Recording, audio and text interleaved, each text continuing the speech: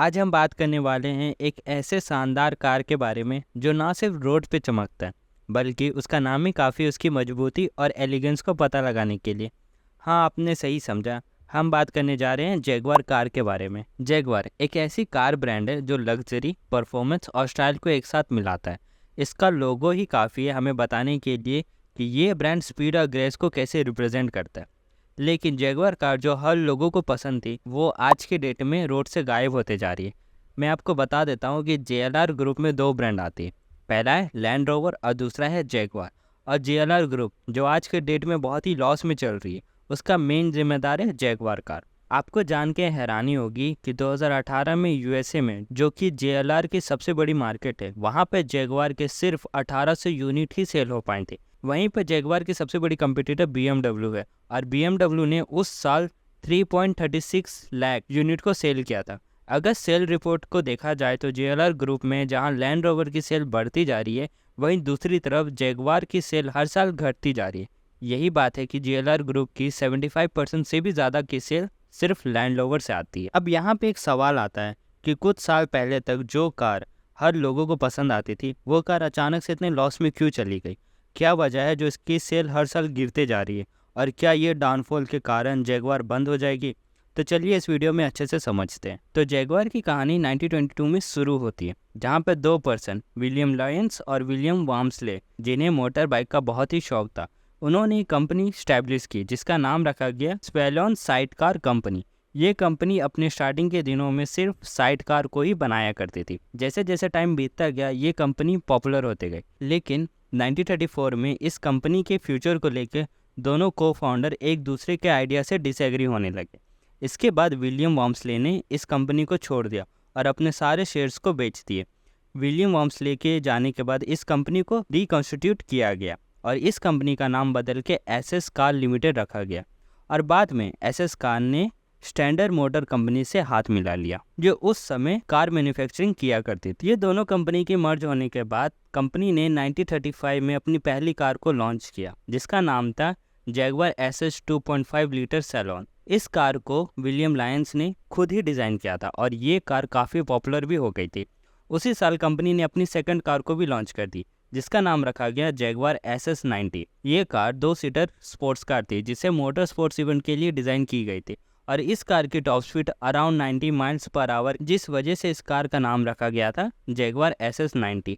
अगर यहाँ तक देखें तो जैगवार नाम सिर्फ एक कार मॉडल का था, लेकिन साल 1945 में इस कंपनी ने SS कार का नाम बदल के जैगवार कर दिया, जिसके बाद जैगवार कंपनी ने अपनी पहली कार XK 120 को लॉन्च किया, जो कि मार्केट में बहुत ज़्यादा चली और लोगों को बहुत ज़्यादा पसंद आई। इसके बाद कंपनी ने लगातार बहुत से कार को लॉन्च किया, जैसे कि XK 140 और XK 150। वैसे मैं आपको बता दूं कि जैगवार की पॉपुलैरिटी तब बढ़ी जब 24 आवर्स के ली मेंस रेस में जैगवार कार ने जीत पाई और इसके बाद से ही जैगवार कार को स्पोर्ट्स कार की दुनिया में सबसे पहला पसंद रखा गया। अब यहाँ तक तो सब ठीक चल रहा था, बट मेन प्रॉब्लम तब शुरू हुई जब जैगवार कार के लिए जो स्टील कंपनी बॉडी तैयार करती थी वो दूसरी कंपनी से हाथ मिला लेती है, जिसके बाद विलियम लायंस के सामने बहुत तरह के चैलेंजेस आ गए, जिसकी वजह से जैगवार कंपनी बहुत ही लॉस में जाने लगी। इसलिए 1966 में उन्होंने अपनी कंपनी को ब्रिटिश लेलैंड को बेच दिया। अब ब्रिटिश लेलैंड कंपनी के पास ऑलरेडी बहुत सारे कार ब्रांड्स थे, इसलिए उन्होंने जैगवार पर ज़्यादा फोकस नहीं किया, जिसके कारण जैगवार बदलते वक्त के साथ धीरे धीरे एक ओल्ड मॉडल कार बन गई और कंपनी ने भी कुछ अच्छा खासा परफॉर्मेंस नहीं किया, जिसके वजह से 1989 में ब्रिटिश लेलैंड ने इसे फोर्ड कंपनी को बेच दिया। अब फोर्ड कंपनी ने जैगवार कार को प्रॉफिट में लाने के लिए बहुत कोशिश की और कार के मॉडल में खूब चेंजेस किए, लेकिन फिर भी ये पहले जैसे पॉपुलर नहीं हो पाए। और फिर आया साल 2000, जहां पर फोर्ड कंपनी ने लैंड रोवर को भी खरीद लिया। अब फोर्ड दोनों कंपनी को एक साथ ऑपरेट कर रही थी, जहां पर ये दोनों कंपनी के पार्ट को शेयर कर दी थी, पर फिर भी जैगवार कंपनी कुछ अच्छा खासा परफॉर्मेंस नहीं कर पा रही और ये कंपनी लॉस में ही चल रही थी। और यही कारण से फोर्ड कंपनी को भी बहुत सारे नुकसान उठाना पड़ गया, क्योंकि फोर्ड कंपनी ने जैगवार को प्रॉफिट में लाने के लिए बहुत कोशिश की, बट वो प्रॉफिट में नहीं आ पाई। और फिर लास्टली 2008 में फोर्ड कंपनी ने ये दोनों कंपनी जैगवार और लैंड रोवर दोनों को टाटा मोटर्स को बेच दी। अब सवाल ये आता है कि जो कंपनी इतने सालों से लॉस में चल रही थी, आखिर टाटा मोटर्स ने इन कंपनी में ऐसा क्या देखा जो इसे खरीद ली? एक्चुअली में टाटा मोटर्स अपने प्रोडक्ट पोर्टफोलियो को एक्सपेंड करना चाहता था, जहाँ पे इन कार ब्रांड्स के मदद से उनके लिए लग्जरी कार मार्केट में एंटर करना आसान हो जाता है। इसके अलावा इन दोनों ब्रिटिश ब्रांड की इंजीनियर एक्सपर्टीज से टाटा मोटर्स अपने खुद के प्रोडक्ट को भी बेहतर बना सकता था, और इन कंपनी को खरीदने से टाटा मोटर्स न्यू मार्केट में भी जा सकता था, जैसे कि यूरोप और अमेरिका। ओवरऑल ये कह सकते हैं कि टाटा मोटर्स के लिए लैंड रोवर और जैगवार कंपनी खरीदना एक स्ट्रेटेजी मूव था, ताकि वो ऑटोमोटिव इंडस्ट्री में एक ग्लोबल प्लेयर की इमेज स्टैब्लिश करके लग्जरी कार मार्केट में कम्पीट कर सके। अब बहुत अच्छे प्लान की वजह से टाटा मोटर्स ने इन दो कंपनी को खरीद तो लिया था, बट उन्हें प्लान को सक्सेस करने में बहुत से चैलेंजेस को फेस करना पड़ेगा। अब जिन कंपनी को लॉस से प्रॉफिट में लाने में इतने बड़े बड़े प्लेयर्स फेल हो गए थे, वहाँ टाटा मोटर्स के लिए ये इतना आसान भी नहीं होने वाला था। तो इसके लिए टाटा मोटर्स ने 4 मेजर स्टेप लिए। पहला, इन्वेस्टमेंट इन प्रोडक्ट डेवलपमेंट।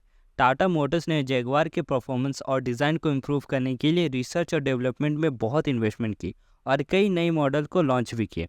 टाटा मोटर्स का सेकेंड स्टेप था ब्रांडिंग और मार्केटिंग, ताकि जैगवार की पोजीशन को वापस से लग्जरी ब्रांड वाली बनाई जा सके। और थर्ड स्ट्रेटेजी थी इंटरनेशनल एक्सपेंसेस, जिसके लिए चाइना, मिडिल ईस्ट, रसिया और अमेरिका जैसे बड़ी मार्केट में कई डीलरशिप और शोरूम्स को ओपन किए गए। और लास्ट फोर्थ स्ट्रेटेजी थी इनोवेशन।